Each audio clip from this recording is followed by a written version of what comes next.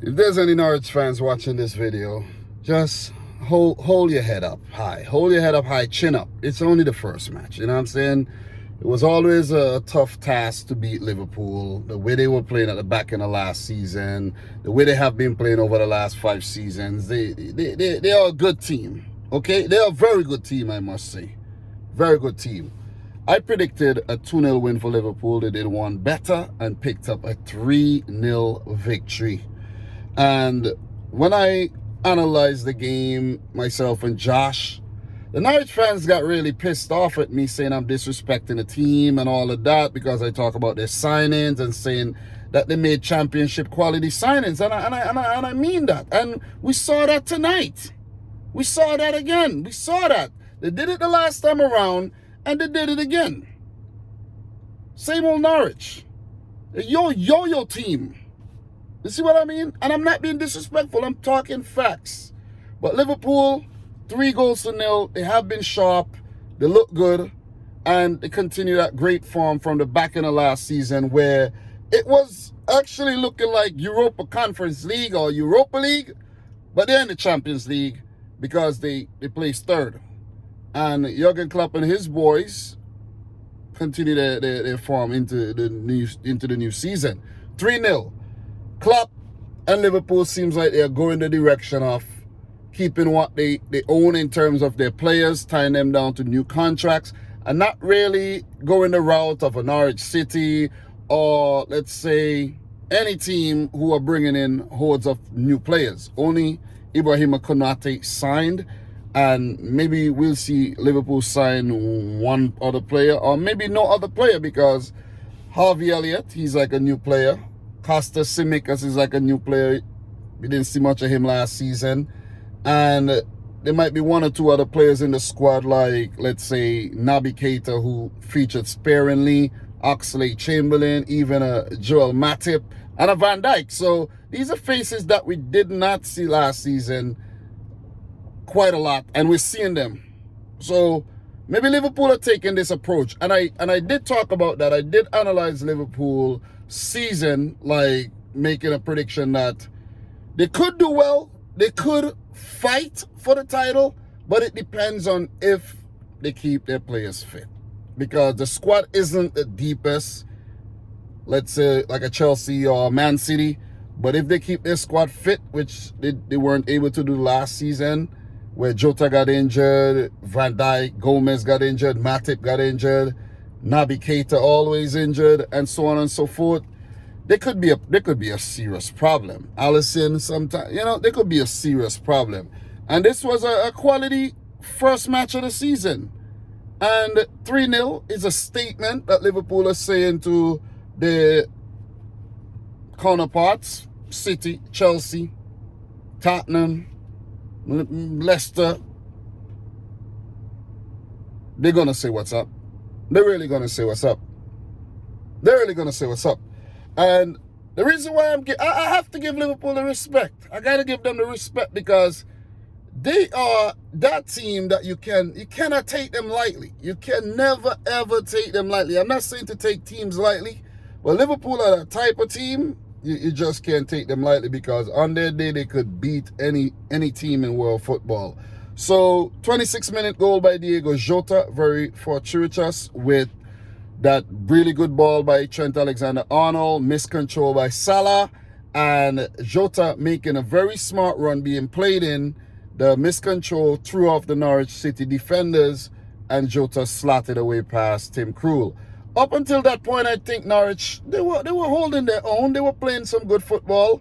They were making me think. They were making me question my prediction and my analysis, saying, damn, man, Norwich might actually prove me wrong today. But in the end, as I always say, quality, man. Quality will prevail in the end. And they lack the quality on the day. Pookie with that shot, Alisson saved at his near post. Maybe Pookie should have crossed it. And even though they did not have a lot of clear-cut opportunities, they did have a few look-ins. And if they had more quality players, they could have punished Liverpool, who did give Norwich chances throughout the match. And they had 12 shots at goal, 2 on target. They had 49% of the ball. They had a lot of the ball. 500 passes, good passing accuracy in 84. So they did their thing. They played like they were the champions of the second division. They challenged. They really challenged. But Liverpool proved to be a whole nother beast on the day. 1-0 at halftime. Norwich still in the game. They came back. They looked good in the second half, but got caught on the break. Firmino with that goal. Mane, Salah linking up, and Salah with that square to pick up his second assist of the game. Firmino coming off the bench.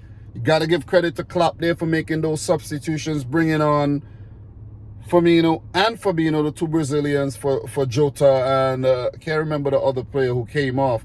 But those are some good substitutions. Quality substitutions. You got to give Klopp the credit here. Also, a player that deserves some credit is Tsimikas. Even though he made a few little mistakes here and there, they weren't costly. Liverpool still kept a clean sheet. But his runs down the left wing, attempted a few crosses into the box and everything. I know I criticized this player a lot, but he put on a good performance. He did. It's like Liverpool didn't even miss Andy Robertson. Think about if Robertson actually played this match, what would have happened? Trent Alexander-Arnold, I think, had a great game in terms of his attacking prowess, and also in defense, he was a lot more solid. And I gotta say, I like his new hairstyle, man. I like that big afro, that big rough afro he got going on there. And the third goal scored by Mo Salah, well-deserved, 74th minute. What a bullet. Norwich not defending the set piece properly. A header from a Norwich defender, setting up Salah, and what a shot. That's a typical Mo Salah goal. You don't see a lot of players score these type of goals.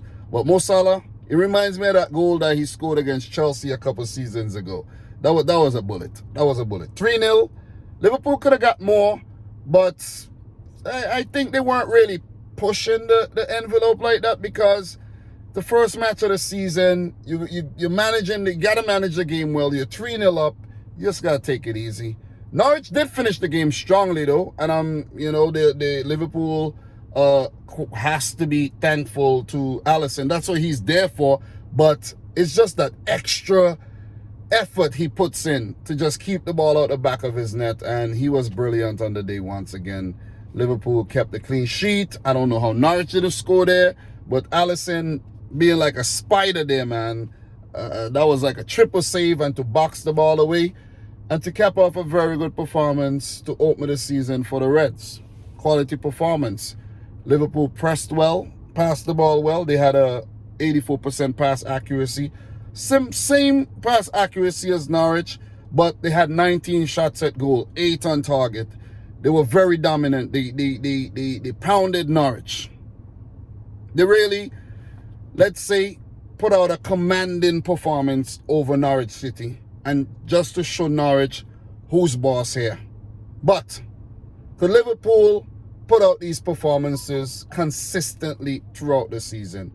Could they keep their players fit? That is the key here. That is the key here. Because they have Burnley coming up next, a team that beat them last season. They have Chelsea. That's going to be the match I'm really looking forward to. Leeds United, even though they got smashed by United, we know what Leeds are capable of doing. And they got Crystal Palace, Brentford, and then Man City on the 3rd of October, though.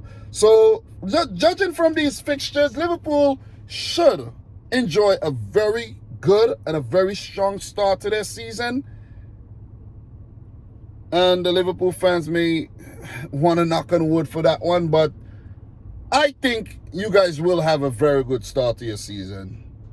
Don't know what would happen with the Chelsea game. Let's wait till we reach that bridge to actually talk about that one. But we know what Chelsea are doing in terms of the transfer window, bringing in Lukaku and the quality they already have in their team. Champions League winners and everything. Always contenders for the Premier League. And then there's a Man City game. So if Liverpool could handle business against the smaller teams, the teams that they're supposed to beat, not saying you're supposed to beat everybody, but come on, it's not being played on paper, but on paper they're supposed to beat those teams. They'll be good. They'll be well poised to challenge for the season. And I think Klopp and Liverpool, the boys, will be pumped up seeing that their Premier League title defense failed last season. and they would want to come back hard and prove that they are still a force to be reckoned with. As for Norwich, man, I think Norwich gotta worry. They gotta worry, and they have to do everything in their power to try to stay up and pick up some results. The next game is against Man City. I know last time around they beat Man City, but I don't know if lightning is gonna strike twice. You have City, then you have Leicester, you got Arsenal. It could beat Arsenal, but then you have Watford. Watford was impressive. Then you have Everton. Listen, Norwich, they gotta start playing. They gotta start playing now, or they're gonna really suffer. They're gonna really suffer. It could be a situation where they lose maybe their opening 6 games. They could be in a relegation battle really, really early. Really, really early in the season. So, look, I think I got my analysis right on the Norwich team. On Liverpool, I think I got it correct as well, spot on. And I think we'll have a very interesting season. But more to come tomorrow. I'll elaborate. Gotta drop my wife to work. She's already come open the door, and we talk soon. But guys, I'm your boy Dominic Rich. Thanks for watching another one. Let me know your thoughts down below. Subscribe if you're new. Like the video if you like it. And until next time, peace out. Rich Squad. Peace.